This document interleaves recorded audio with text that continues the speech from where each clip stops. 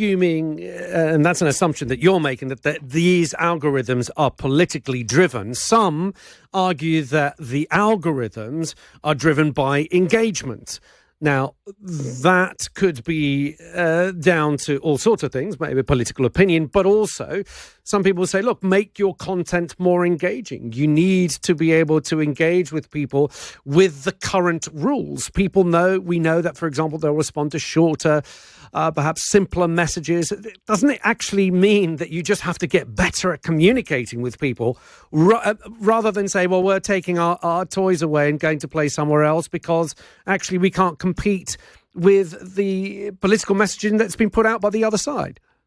You're right. I'm always going to say you need to be better at communications. But the thing is, we do have evidence that this is what these platforms are being used for in terms of it's not a level playing field.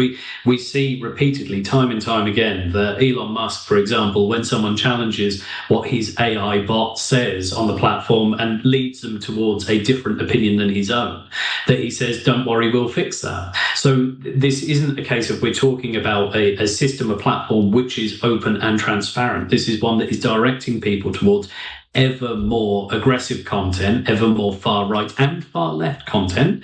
This is the other thing that I always say, especially to my constituents. This is not something that I'm just concerned about the far right. I'm also concerned about the far left within this country. And what we need to be doing is making sure that where we've got things like the Online Safety Act and also where we've got the Equalities and Human Rights Commission, they are using the powers that they've been given to them by Parliament to hold these platforms to account. And at the moment, they're not doing that.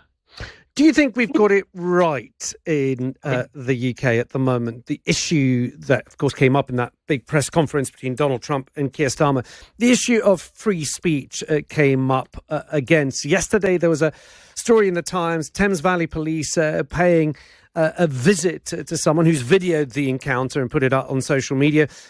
She's a cancer sufferer, and it was over a Facebook post. A Facebook post that hasn't been disclosed. But to get a visit from someone from the police to say, look, someone's complained about your Facebook post. If you apologise, we won't drag you in for an official interview. Is that really what the police should be there to do? We could have another sort of 3-hour-long conversation on this, because for me, I think the big argument now is what is the difference? Are we talking about freedom of expression, or are we speaking about freedom of speech? They are two very different things and two very different outlooks in how we believe the country should operate. Now, I have always believed that the United Kingdom believes in freedom of expression.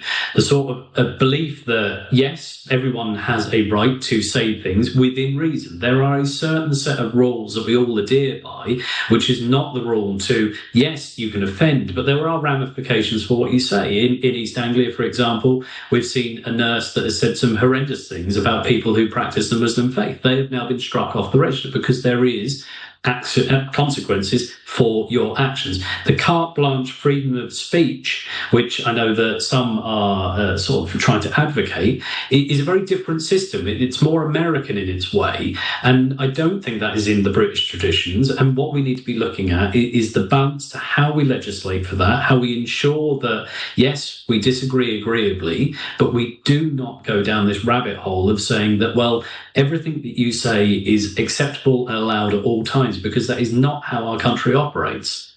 Ben, thank you for giving us your time. Good to speak. Ben Goldsborough there, Labour MP for South Norfolk.